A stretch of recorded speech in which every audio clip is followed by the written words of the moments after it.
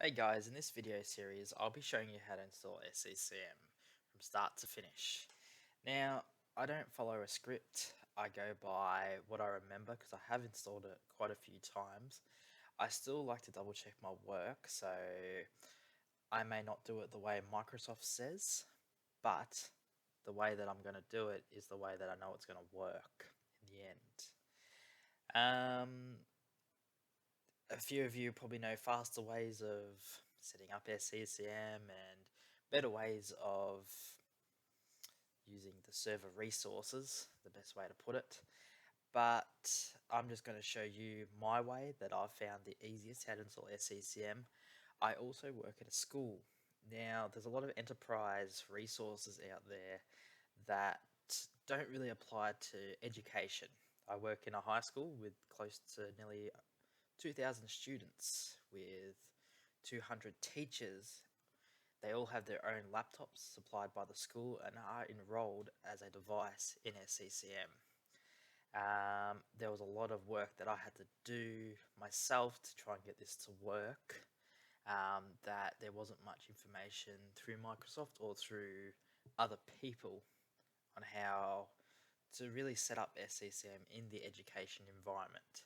So a lot of the stuff that I'll do first, like the installation, applies into both kind of environments. There's only one way to install it at the end of the day.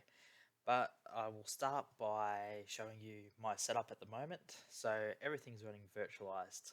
We've got a domain controller, we have SCCM where the SQL database will sit, and we have the console. So that will be with the split drives. So that will be with the C drive, and I'll create two separate drives. The SQL will just be standalone SQL, that's it, no other roles installed on it. I used to have SCCM and SQL installed on one server. I know that is the worst practice to do, but when you don't have the correct resources available for you and your boss is asking for a SCCM server, it's kind of a bit hard to say no.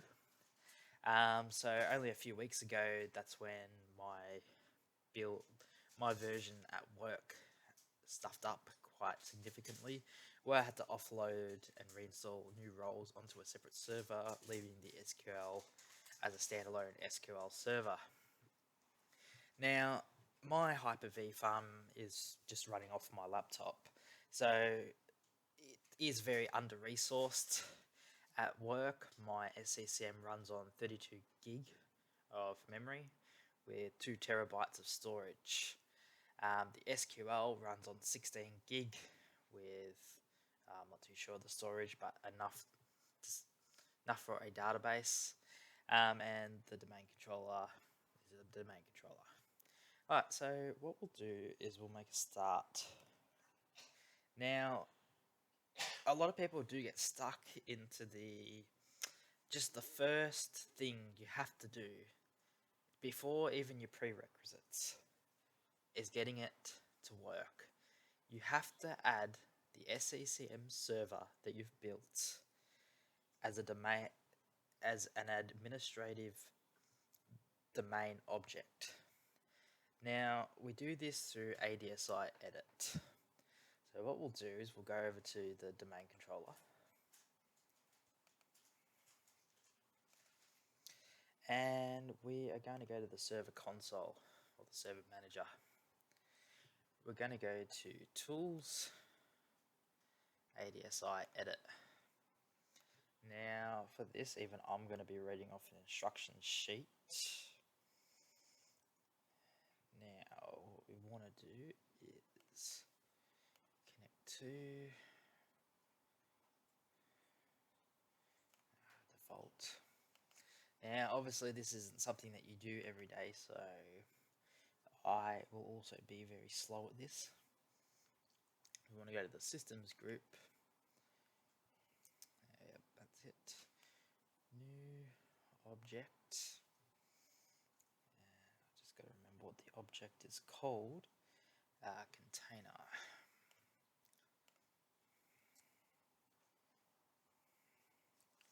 System management, we want to call it.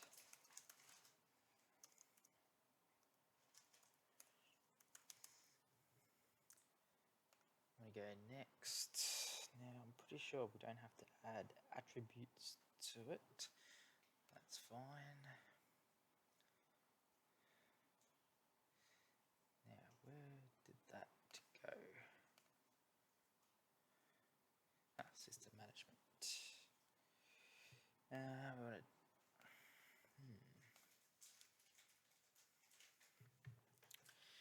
Now, I can't see where that container went. System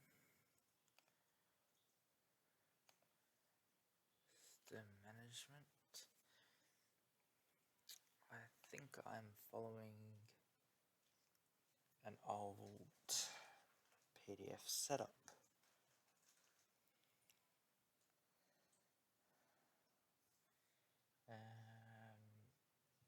Okay, so this is a perfect example of how things change from Microsoft so quick on how to set up. I'm reading a PDF from Microsoft right now. System management.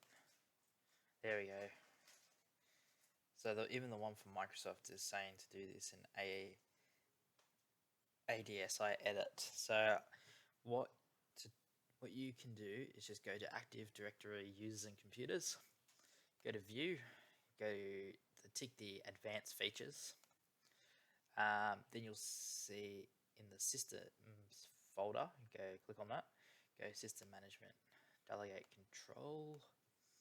Now I've got to go back to my PDF. Okay, so it's quite simple actually. What we want to do is go Object Types, Add Computers. Now what I'm going to do is add my server in. So this is your console server. So I'm just going to go SCCM console, because that's the name of my server. Actually, it's not finding it. SCCM. Okay. That's alright. I've just remembered I haven't actually added my SCCM console to the domain.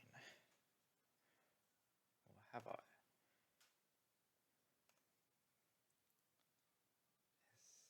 Okay, I've actually made a huge mistake by naming it wrong. I will actually fix that up right now.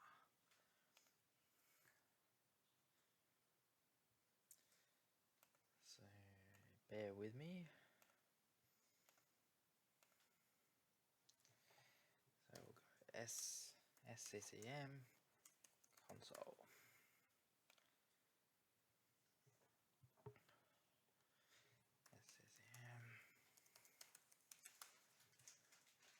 Alright, so we'll quickly do a reboot on this. It'll take a few seconds. And then we'll be back up in action. Alright, so what we'll want to do again then is go back to our domain controller. Search SCCM. Now our server comes up, SCCM console. Okay. Now it's best to you should never rename the SCCM console when doing a delegation in Active Directory. You probably can, but I've read a lot of forums where a lot of errors have occurred. So next, now I believe that we have to add it, create a custom.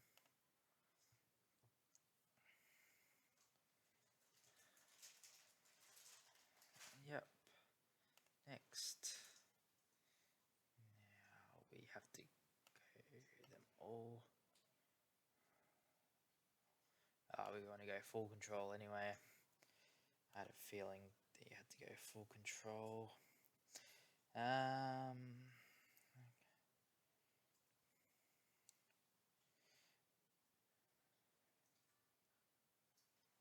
Okay, there we go. Next, finish. Alright, that's completed that. Alright, and your SCCM would be, well, you can now install the console. So if we exit the domain controller, we want to go back to our console. I'm going to sign in. I would like to also mention that it's best to create a service account for SCCM. It's not good to use the administrator account. So what I'll do actually is I've already created an SCCM account. I will have to actually, depending if you put it into the domain admins or not. My SCCM account is part of domain admins, but you would have to put it into the local administrators group if your service account is not part of domain admins. And that's pretty much it. Just reading up on any more notes. What's been said. That's it. That's the first part of ADSI edit, which is pretty important, but like you can get a few errors at the start if it's not enrolled into your domain properly. So I'll finish off on that, and my next video will be on configuring the roles. Thanks.